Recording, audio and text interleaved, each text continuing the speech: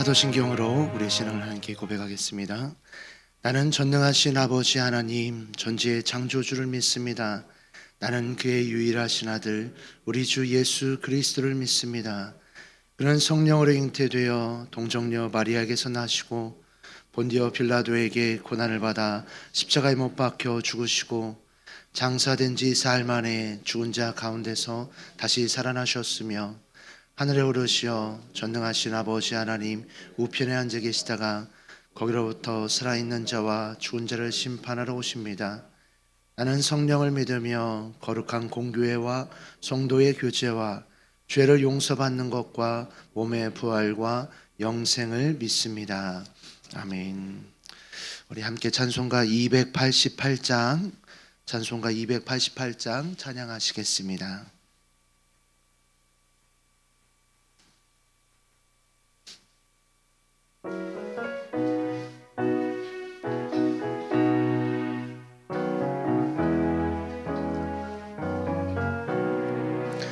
예수를 나의 구주 삼고 성령과 피로 거듭나니 이 세상에서 내 영혼이 하늘의 영광 누리로다.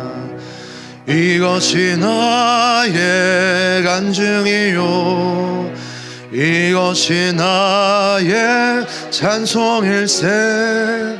나 사는 동안 끊임없이 그 주를 찬송하리로다.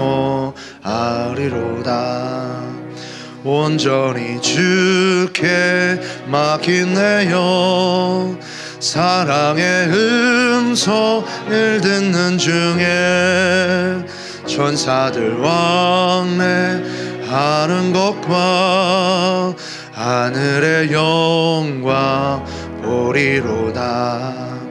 이것이 나의 간증이요 이것이 나의 찬송일세. 나 사는 동안 끊임없이 그 주를 찬송하리로다. 주 안에 기쁨 누림으로 마음의 풍랑이 잔잔하니 세상과 나는 간 곳 없고 구속한 주만 보이도다. 이것이 나의 간증이요 이것이 나의 찬송일세. 나 사는 동안 끊임없이 그 주를 찬송하리로다.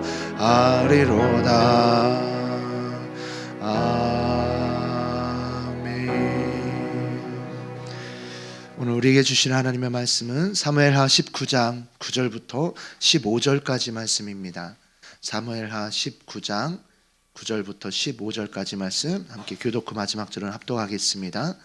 이스라엘 모든 지파 백성들이 변론하여 이르되 왕이 우리를 원수의 손에서 구원하여 내셨고 또 우리를 블레셋 사람들의 손에서 구원하셨으나 이제 압살롬을 피하여 그 땅에서 나가셨고 우리가 기름을 부어 우리를 다스리게 한 압살롬은 싸움에서 죽었거늘 이제 너희가 어찌하여 왕을 도로 모셔올 일에 잠잠하고 있느냐 하니라. 다윗 왕이 사독과 아비아달 두 제사장에게 소식을 전하여 이르되 너희는 유다 장로들에게 말하여 이르기를 왕의 말씀이 온 이스라엘이 왕을 왕궁으로 도로 모셔오자 하는 말이 왕께 들렸거늘 너희는 어찌하여 왕을 궁으로 모시는 일에 나중이 되느냐. 너희는 내 형제요 내 골육이거늘 너희는 어찌하여 왕을 도로 모셔오는 일에 나중이 되리요 하셨다 하고 너희는 또 아마사에게 이르기를 너는 내 고륙이 아니냐. 내가 요압을 이어서 항상 내 앞에서 지휘관이 되지 아니하면 하나님이 내게 벌 위에 벌을 내리시기를 바라노라 하셨다 하라 하여 모든 유다 사람들의 마음을 하나같이 기울게 하매 그들이 왕께 전가를 보내어 이르되 당신께서는 모든 부하들과 더불어 돌아오소서 한지라. 함께 읽습니다. 왕이 돌아와 요단의 이름에 유다 족속이 왕을 맞아 요단을 건너가게 하려고 길갈로 오니라. 아멘. 기도하겠습니다. 좋으신 아버지 하나님, 은혜를 감사합니다. 지난 간밤에도 저희들을 주님 품 안에서 편히 쉬게 해주시고 또 이 새벽에도 저희들을 주 앞에 불러주심을 감사합니다. 오늘도 저희들에게 새날 주시고 또 생명 주시고 건강 주셨는데 이 한 날도 주님과 더불어 동행하게 하시고 주를 기쁘시게 하는 한 날 되게 하여 주옵소서. 이 새벽에도 주님께 1000번째 예물과 또 감사의 예물을 드립니다. 믿음으로 또 순종으로 감사함으로 드리는 예물을 주님께서 기뻐 받으시며 약속하신 하늘의 복과 땅의 복으로 충만하게 채워 주옵소서. 주의 은혜로 종의 가정들을 형통케 해주시며 그 가정 그 자녀들을 축복하여 주옵소서. 예수님의 이름으로 축복하며 기도하옵나이다. 아멘. 새벽에도 주의 은혜와 축복이 함께 하시기를 축원합니다. 이 새벽기도 때 여러분들이 그 말씀 묵상을 잘 하셔서 매일매일 그 나에게 주시는 하나님의 말씀을 듣는 것이 중요합니다. 오늘날 이제 한국 교회의 이제 문제점 중에 하나는 뭐냐면은 평신도들이 종교 소비자가 되고 있다는 것입니다. 그러니까는 그냥 목사님의 좋은 설교를 듣고 그냥 그걸 은혜를 받고 그걸로 끝나는 거예요. 그래서 이런 형태를 비판하는 사람들은 교회를 다니는 사람들이 종교 소비자가 되고 있고 목사는 그 소비자가 필요로 하는 것을 팔아서 먹고 산다. 이렇게 이제 비판을 하는 것입니다. 여러분들이 그렇게 되시면 안 됩니다. 여러분들이 새벽 기도를 나오는 목적은 하나님을 만나기 위해서 오는 거예요. 하나님은 어떻게 우리를 만나 주시냐 하면은 말씀이라는 형태로 우리를 만나 주시는 겁니다. 그래서 요한복음 1장에 태초에 말씀이 계시니라 이렇게 했고 그 말씀이 육신이 되어 우리 가운데 오신 분이 예수님이시다 이렇게 말을 한 겁니다.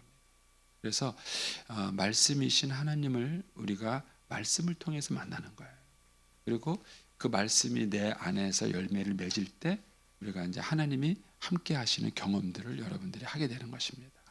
그래서 여러분들이 이 새벽에 나오셔서 하나님이 나에게 주시는 말씀이 뭔가, 매일 아침 하나님이 나에게 어떤 말씀을 해주시고 내가 어떻게 달라지기를 원하시는가에 대해서 여러분들이 초점을 맞추셔야 됩니다.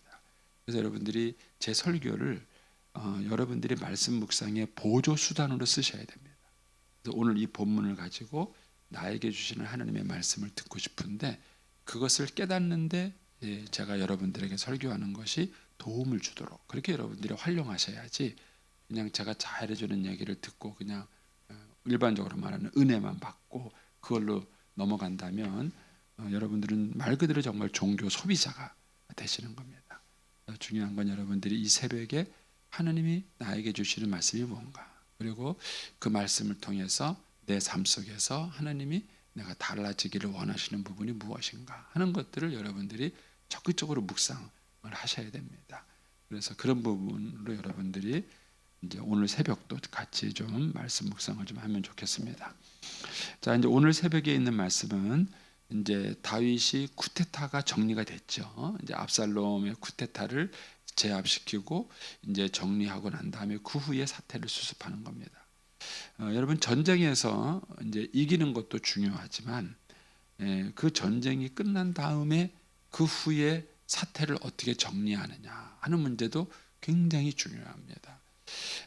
이제 심리학에서 희생양이라는 말이 있습니다. 희생양이라는 말이 있는데 그것은 어떤 사건이 생기면은 사람들은 그 사건을 일으킨 주범이 누구냐를 찾는다는 거예요. 그 사건, 뭐 때문에 이런 일이 생겼느냐. 그래서 그 주범을 찾게 되면은 그 사람을 정죄하는 거예요. 너 때문에 일으키 되고 너 때문에 모든 일이 이렇게 됐다. 그래서 그 한 사람을 희생시키는 겁니다. 이거를 희생양이라고 해요. 가정 안에서도 마찬가지입니다. 우리 가정이 행복해야 되는데 가정이 행복하지 않아요. 그럼 누구 때문입니까? 나 때문이라고 생각하시는 분이에요. 아무도 없어요. 내가 잘못해서 내가 부족해서 나 때문에 우리 가정이 행복하다. 물론 그런 경우도 있어요. 근데 그것도 정당한 평가면 좋은데 자기 자신을 과도하게 학대해서 희생양으로 만드는 경우도 있습니다. 그러나 그것도 문제가 됩니다. 그런데 이제 보통은 이제 그런 문제가 생겼을 때 누가 희생양이 되냐면은 술 잘 먹고 건달 같은 아빠가 희생양이 돼요. 우리 집에는 저 아버지만 제정신 차리고 저 아버지만 제자리에 놓으면은 가정의 모든 문제가 해결된다고 생각합니다. 그래서 무슨 일이 생기면 아빠 때문에, 무슨 일이 생기면 아빠 때문에, 무슨 일이 생기면 당신 때문에 이렇게 되는 거예요. 그런데 10가지 중에서 8가지는 아버지 때문일 수 있어요.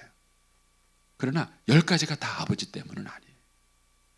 근데 이제 희생양이라는 이 이제 심리적 그 메커니즘이 있거든요.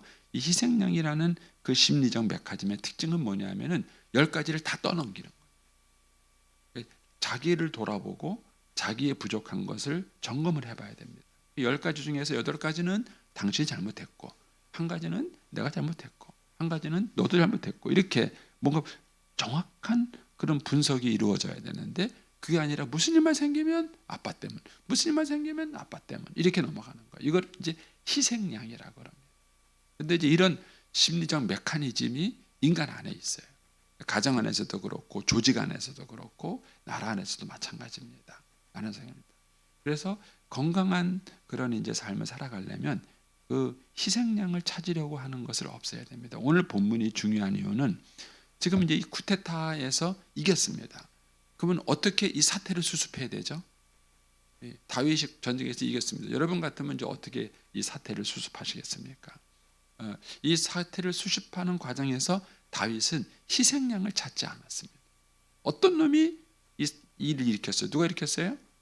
압살롬이죠. 그러면은 자기 자식이니까 압살롬 때문이다 이렇게 말하기도 어려운 거예요. 그러면 누가 압살롬을 충동질 시켰느냐 이렇게 또 되는 거예요.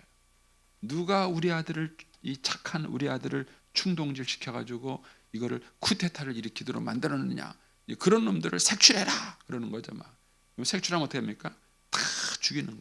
이런 놈들 때문에 우리나라에 쿠데타가 일어났다고 해서 다 죽이는 그런 상황이 벌어지는 거겠죠. 근데 오늘 보면 다윗이 이 문제를 잘 해결해가는 방법이 나옵니다. 먼저 이제 9절부터 10절에 보면은 여론을 다윗이 정확하게 읽습니다. 거기 보면 이스라엘의 모든 지파의 백성들이 변론한다는 얘기는 뭐예요? 그냥 주거니 받거니 결론이 나지 않는 거예요. 그냥 갑론을박하는 거죠. 그런데 어떤 내용들이 변론됐느냐 하면은 왕이 우리를 원수의 손에서 구원해내셨고, 여기서 말하는 왕은 다윗 왕이 말하는 거죠. 그러니까 다윗 왕이 이스라엘 백성에게 했던 혜택들을 생각하는 거예요. 이전에 여러 원수들로부터 우리를 구원해내셨고 또 우리를 블레셋 사람의 손에서 구원해줬다. 그러니까 다윗 왕의 훌륭한 점을 얘기하는 거죠. 쿠데타를 일으킬 때는 언제고 이제 와서는 뭐예요? 다윗 왕이 참 훌륭한 왕이었다 이렇게 얘기를 하는 거예요. 그런데 압살롬을 피하여 그 땅에 나가셨다. 압살롬 때문에 어려움을 겪으셨다 이렇게 말을 해요. 그러면서 10절에 우리가 기름을 부어 우리를 다스리게 한 압살롬은 이제 죽었는데 이제 너희가 어찌해서 왕을 도로 모셔올 일에 잠잠하고 있느냐. 이제 압살롬은 우리의 진정한 왕이 아니라 이 다윗이야말로 우리의 진정한 왕이다 이렇게 말을 하는 거예요. 그런데 누구도 이 문제에 나서질 않는 거예요. 뭐라냐면은 왜 도로 모셔올 일에 잠잠하고 있느냐. 여기서 말하는 너희가는 누구예요? 이스라엘 모든 지파들이에요. 지파의 백성들이에요. 그러니까 12지파들이 앉아서 서로 그 말은 오가는 거예요. 야, 압살롬이 나쁜 놈이고 다윗 왕이 훌륭한 왕이다. 다윗 왕이 우리를 위해서 얼마나 좋은 일을 많이 했느냐. 이렇게 말은 하고 있는데 아무도 나서서 이제 그 다윗의 도로 모셔옵시다 이 얘기를 못 하는 거예요. 왜 그럴까요? 그 밑에 가면은요 13절에 너희는 또 아마사에게 하는데 이 아마사라는 시퍼런 군권 지도자가 있는 거예요. 이 아마사는 쿠데타를 일으킬 때 이 압살롬 편에서의 요즘으로 말하면은 국방부 장관인 거예요. 이 사람이 군권을 탁 쥐고 있는데 여기서 섣불리 뜩 나서 가지고요. 이렇게 하자 그러면은요. 만약에 다윗이 돌아오면 누가 나쁜 놈이에요? 이 아마사는 죽일 사람 1호예요. 압살롬의 앞잡이가 돼서 쿠데타를 일으킨 이 군사 장관 아닙니까? 그럼 뭐죠? 정권이 바뀌면은 그 국방부 장관이 1호예요. 1호. 죽일 놈 1호입니다. 그러니까 이 아마샤는 뭐예요? 당연히 거기에 대한 불안감이 있겠죠. 근데 이 사람이 군권을 장악하고 있는데 거기서 누가 나서가지고 다시 다윗 도로 데리고 옵시다. 그럼 어떡할까요? 아마사한테 죽을지 몰라요. 언제 죽을지 몰라요. 이 아마사에 대한 두려움도 있었을 거예요. 그러니까는 나서지 못하는 거예요. 그런데다가 말은 그렇게 하지만은 어쨌든 이 10지파가 이제 12지파가 주동이 돼서 다윗에게 쿠데타를 일으켰잖아요. 그러면은 그 중에는 압살롬 진짜 편도 있었을 거예요. 압살롬 편도 있었을 건데 내가 이런 말을 했다가 그 사람한테 또 미움을 받으면 어떻게 해요? 그러니까 이런 상황이 벌어졌을 때 사람들이 말은 하는데 누가 책임지는 사람이 없어요. 이게 이제 항상 사태의 어려움이에요. 가정 안에서 이런 사태가 벌어지면 어떻게 될까요? 네? 아버지가 책임을 지시는 거예요. 그게 아버지예요. 그러니까는 가정 안에서 누구도 문제가 누구도 이게 누가 책임인지도 모르겠어. 그러면은 아버지가 책임을 지는 거예요. 그게 아버지예요. 그게 가장입니다. 남자를 키울 때 잘 키우세요. 그렇게 좀. 우리 어머니들의 문제예요. 장남은 장남인데요. 아들 무슨 일 생기면 너는 저쪽 가 있어 우리가 다. 그래갖고 말은 장남인데요. 뭐 일을 결정할 줄도 모르고 판단할 줄도 모르고 무슨 일 생기면 해결할 줄도 몰라요. 누가 그렇게 키웠어요? 여자가. 여러분이 그렇게 키워서 장가 보낸 거예요. 그러니까 남편을 원망하지 말고 남편을 그렇게 키운. 참 이게 어렵죠. 그래서 제가 볼 때는 아버지 학교를 우리 엄마들도 배워야 될 것 같아. 엄마들이 배워야 이게 남성 리더십이 뭔지를 알고 그 리더십을 잘 세워줄 거 아니겠어요. 자, 어쨌든 이런 복잡 미묘한 상황이 있는 거예요. 그러니까 사람들이 말만 하고 누구도 나서지 않는 거예요. 나섰다가는 뭐 언제 죽을지도 모르고 누구한테 뭐 어떤 미움 받을지도 모르니까 누구도 책임을 지려고 하지 않는 거예요. 그래서 리더는 뭐냐? 아무도 책임을 지지 않는 데서 책임을 지려고 하는 사람이 리더예요. 그래서 리더는 반드시 욕먹게 돼 있어요. 욕먹지 않고 가면 리더는요 뭐가 문제가 있는 거예요. 왜냐면은 이렇게 이러지도 저러지도 않는 상황에서 리더가 결단을 내리고 일을 추진하기 때문에 하여튼 뭐 욕은 먹게 돼 있어요. 이제 이런 상황이 되니까 이제 다윗이 이제 지혜를 발휘하죠. 11절에 가면은 다윗 왕이 사독과 아비아달 두 제사장에게 소식을 전해요. 다윗 왕이 알잖아요. 이 사독과 아비아달은 처음부터 이제 다윗의 편이었고 또 이 사람은 제사장들이기 때문에 이스라엘 백성들의 여론 형성에도 많은 영향을 미칠 수 있는 사람이에요. 그런데 이 두 사람에게 다윗이 얘기를 합니다. 그래서 뭐라 그러냐면 너희는 유다 장로들에게 말하여 이르기를 왕의 말씀이 이스라엘이 왕을 왕궁으로 모셔오자 하는 말이 다 들리는데 왜 가만히 있느냐? 왜 너희들은 가만히 있느냐? 그래서 12절에 너희는 내 형제고 내 골육이니까 나설 만한 명분이 있다는 거죠. 그러니까 다윗이 유다 지파잖아요. 그러니까는 너희가 같은 유다 지파로서 나서라 이렇게 너희가 나서서 좀 총대를 매라 이렇게 이제 얘기를 하는 겁니다. 그러니까 이제 유다 지파가 이 일에 앞장을 서는 것이죠. 그래서 여기를 보면은 다윗이 그런 역할을 잘하는 거예요. 이 상황을 풀어가기 위해서 어떻게 하면 되겠다. 그래서 이제 유다 지파를 이제 자극을 해서 유다 지파가 이제 주동이 되도록 그렇게 합니다. 그리고 난 다음에 두 번째 걸림돌은 뭡니까? 아마샤예요. 아마샤. 이 아마샤가 압살롬 편에 서서 이제 군대 사령관을 했으니까 이 사람이야말로 쿠데타가 해결되고 나면은 죽어야 될 사람 이런 거예요. 그러니까 아마샤는 자기가 살기 위해서라도 뭐예요? 다윗을 받아들일 리가 없죠. 이 회복을 원치 않는 것이죠. 그런데 이제 그 아마사에게 얘기합니다. 13절에 너희는 또 아마사에게 이르기를 너는 내 골육이 아니냐.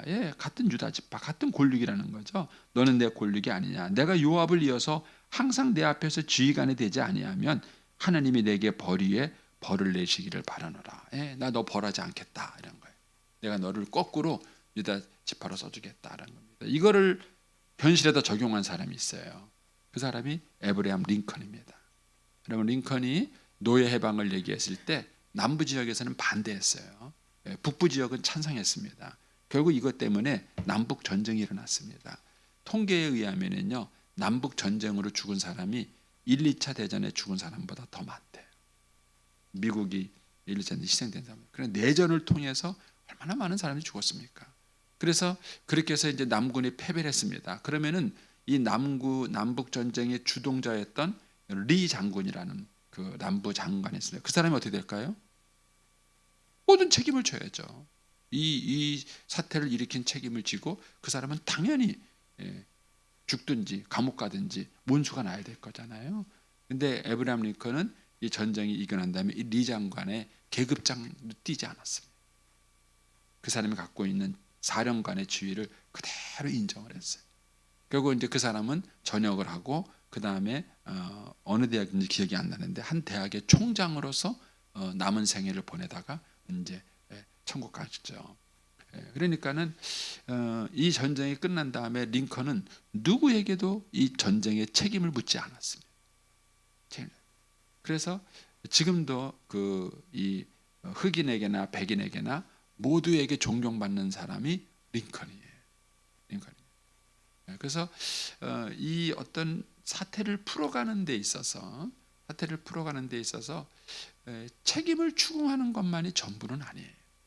그러니까 근데 우리는 희생양을 찾아서 아빠 때문이다, 또 가정에 공부 안 하고 말썽을 피우는 놈이 있으면 너 때문이라고, 네가 좀 똑바로 하면서 이제 문제 사태를 만드는 것이죠.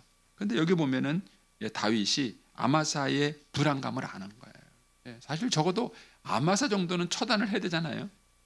적어도 아마사 정도는 처단을 해야 되는 겁니다. 근데도 이 아마사에게 통지를 해서 너를 내가 받아들이겠다, 너의 신분을 내가 보장해주겠다, 이렇게 이제 보장각서를 쓰는 거죠. 이것 때문에 이제 일이 수월하게 진행됩니다. 그래서 14절에 하면은 모든 유다 사람들의 마음을 하나같이 기울게 하며 그들이 왕께 전가를 보내어 이르되 당신께서는 모든 부하들과 더불어 돌아오소서. 이렇게 이제 유다 지파가 이제 주동이 되는 것이죠. 그러니까 이제 15절에 이제 왕이 돌아와서 이제 유다 족속이 왕을 맞이하게 되고 이런 장면이 보게 됩니다. 그래서 저와 여러분이 이런 다윗을 통해서 우리가 이제 지혜를 배울 수 있는 것입니다. 어떤 갈등이나 어려움이 생겼을 때에 우리가 하나님의 말씀에서 지혜를 찾아야 돼요. 너희는 이 세대를 본받지 말고 하나님의 선하시고 기뻐하시고 온전한 뜻이 무엇인가 분별하도록 하라. 이렇게 말씀하신 것처럼 우리가 세상 방법이 아니라 하나님의 지혜를 찾아야 합니다. 쉽지는 않죠. 이런 것들을 한다는 것이 결코 쉬운 일은 아닙니다. 그런데 그 속에서 우리가 하나님의 지혜를 찾고 하나님의 지혜를 묻고 하나님의 방법으로 찾아가는 것입니다. 다윗은 이런 걸 통해서 쿠데타 이후에 나라가 크게 분열될 뻔했었는데 쿠데타 이후에 나라를 잘 이렇게 수습을 다시 해가서 이제 건강한 하나님의 나라로 세워가는 것을 여기서 보게 되는 것입니다. 저와 여러분도 오늘 한 날 동안 살아가는 동안 다윗과 같은 그런 지혜가 있게 되기를 축복합니다. 기도하겠습니다.